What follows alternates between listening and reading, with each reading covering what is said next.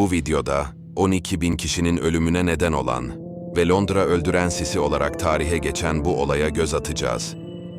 Hazırsanız başlayalım. 5 Aralık 1952 sabahı Londra'nın üzerine açık bir gökyüzü doğdu.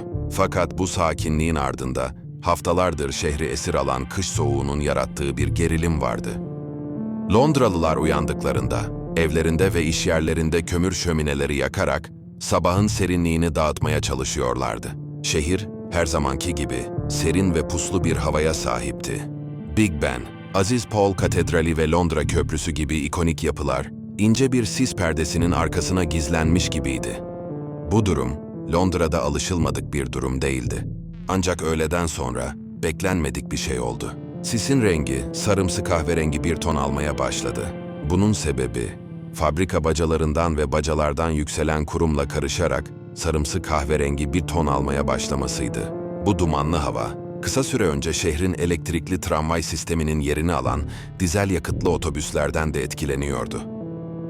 Londralılar ilk başta bu kirli havayı görmezden gelmeye çalıştılar.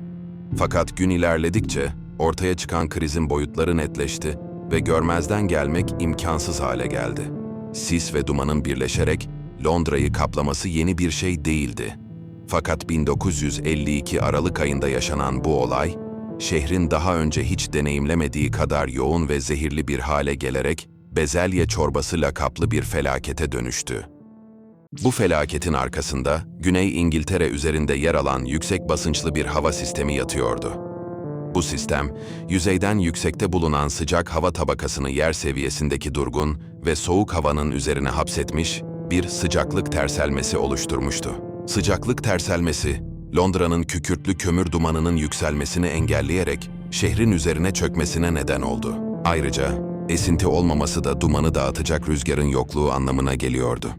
Yakıcı sülfür parçacıklarıyla dolu 48 kilometre genişliğindeki bu zararlı hava kütlesi, çürük yumurta gibi iğrenç bir kokuya sahipti ve her geçen gün daha da yoğunlaşıyordu. 1952 Aralık ayında Londra, tarihinin en korkunç hava kirliliği felaketlerinden biriyle karşı karşıya kaldı. Duman o kadar yoğundu ki, şehrin bazı bölgelerinde insanlar yürürken ayaklarını bile göremiyordu. Bu öldüren sis olarak bilinen olay, Londra'yı 4 gün boyunca felç etti ve şehrin altyapısını tamamen çökertti. Dumanın yoğunluğu, Londra yeraltı tren sistemi hariç tüm ulaşımı durdurdu. Görüş mesafesinin aşırı derecede düşmesi nedeniyle Thames Nehri üzerindeki tekne seferleri de iptal edildi. Uçuşlar durduruldu ve trenler seferden yasaklandı. Gün ortasında bile sürücüler, yoğun karanlığın içinde ilerlemek için farlarını yakmak ve başlarını arabalarının camlarından dışarı çıkarmak zorunda kaldı. Birçoğu bu çabayı beyhude bularak arabalarını terk etti. Londra'nın ikonik çift katlı otobüsleri, ellerinde fenerler bulunan kondüktörler tarafından yönlendirildi. Nefes alamayan yayalar, şehrin mahallelerinde el yordamıyla yollarını bulmaya ve kaldırımları kaplayan yağlı siyah balçıkta kaymamaya çalıştılar. Evlerine döndüklerinde yüzleri ve burun delikleri havadan kararmış olan Londralılar, sanki kömür madencilerinden farksız görünüyordu. Büyük dumanın Londra üzerinde yarattığı kaos, sadece ulaşım ve sağlık ile sınırlı kalmadı. Şehir, adeta bir kabusa dönüştü ve korku, suç ve karanlık bir atmosferi ele geçirdi.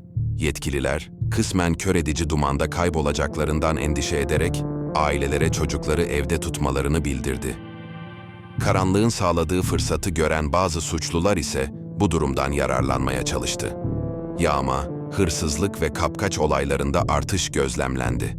Bu karanlık atmosferde suçluların yakalanması da oldukça zordu. Hafta sonu futbol maçları iptal edildi.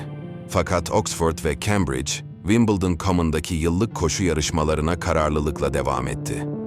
Koşucular yoğun sisin içinde ilerlerken, pist görevlileri seslenerek onlara yol göstermeye çalıştılar. Sis, binaların içine de sızdı. Açıkta kalan tüm yüzeyler yağlı bir kir tabakasıyla kaplandı. Sarı sis, sinema salonlarını da etkiledi. Görüş mesafesinin sıfıra yakın olması nedeniyle bilet sahipleri ekranı göremedi ve sinemalar kapatılmak zorunda kaldı. 1952'deki büyük sis, basit bir hava kirliliği olayından çok daha fazlasıydı. Bu felaket, özellikle yaşlılar, küçük çocuklar ve solunum problemi olanlar için ölümcül sonuçlar doğurdu. Yoğun sigara içenler, zaten zarar görmüş akciğerleri nedeniyle daha da savunmasızdı ve o dönemde özellikle erkekler arasında sigara içmek oldukça yaygındı. Büyük dumanın etkisiyle bronşit ve zatürreye bağlı ölümler 7 kat artış gösterdi. Londra'nın doğu yakasında ise ölüm oranı 9 kat artarak felaketin boyutunu gözler önüne serdi. İlk raporlar, dumanın neden olduğu erken ölümlerin yaklaşık 4000 civarında olduğunu tahmin ediyordu. Ancak büyük dumanın etkileri uzun vadeli oldu ve ölüm oranları 1953 yazına kadar normalin çok üzerinde seyretti.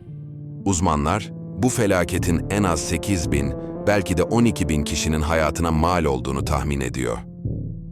Büyük dumanın etkisi sadece insanlarla sınırlı kalmadı. Görüş mesafesinin sıfıra yakın olması nedeniyle sisin içinde kaybolan kuşlar binalara çarparak hayatlarını kaybetti. Tarım fuarı için Earls Court'a getirilen 11 ödüllü dana boğularak öldü. Yetiştiriciler, sığırları için doğaçlama gaz maskeleri yapmak zorunda kaldı ve tahıl çuvallarını viskiye batırarak onları dumanın zararlı etkilerinden korumaya çalıştı. 5 gün boyunca kükürtlü bir cehennemde yaşayan Londra, nihayet 9 Aralık'ta batıdan gelen sert bir rüzgarın zehirli bulutu Kuzey Denizi'ne doğru süpürmesiyle bu korkunç olaydan kurtuldu. 1952 Büyük Sis Felaketi sırasında İngiliz hükümeti ilk başta olaylara tepkisiz kaldı. Yoğun sis, Londra'da sıkça görülen bir durum olduğu için yetkililer bu duman olayının acil bir durum olduğunun farkında değildi. Birçok rapor, bu sis olayının diğerlerinden farklı olmadığını ve endişelenecek bir şey olmadığını belirtiyordu. Ancak bir hükümet soruşturması başlatıldıktan sonra parlamento harekete geçti ve kentsel alanlarda kömür kullanımını kısıtlayan 1956 Temiz Hava Yasası'nı kabul etti. Bu yasa, yerel meclislere dumansız bölgeler kurma yetkisi de veriyordu. Kömür kullanımının azaltılması için teşvik olarak, ev sahipleri kömürden alternatif ısıtma sistemlerine geçmek için hibe almaya başladılar. Şehrin birincil ısıtma kaynağı olan kömürden gaz, petrol ve elektriğe geçiş yıllar aldı. Bu değişimin gerçekleşmesi uzun bir süreçti ve bu süre zarfında 1962'de yaklaşık 750 kişinin ölümüne neden olan gibi ölümcül sis olayları yaşanmaya devam etti. Ancak bu olayların hiçbiri 1952 Büyük Sis'in ölçeğine yaklaşamadı. Büyük duman, hava kirliliğinin insan sağlığı ve çevre üzerinde ne kadar yıkıcı olabileceğini tüm dünyaya açıkça göstermiş oldu. Bu trajik olaydan sonra hava kirliliği ile mücadelede önemli adımlar atıldı ve hava kirliliği kontrol yasaları çıkarıldı. Kömür kullanımının azaltılması ve alternatif enerji kaynaklarına yönelim gibi adımlar sayesinde Londra ve birçok şehir daha temiz bir havaya kavuştu. Bu videonun da sonuna geldik. Londra'yı kasıp kavuran ve 12.000 kişinin ölümüne neden olan öldüren sis felaketini inceledik. Eğer videoyu beğendiyseniz beğenmeyi ve kanala abone olmayı unutmayın. Bir sonraki videoda görüşmek üzere. Hoşça kalın.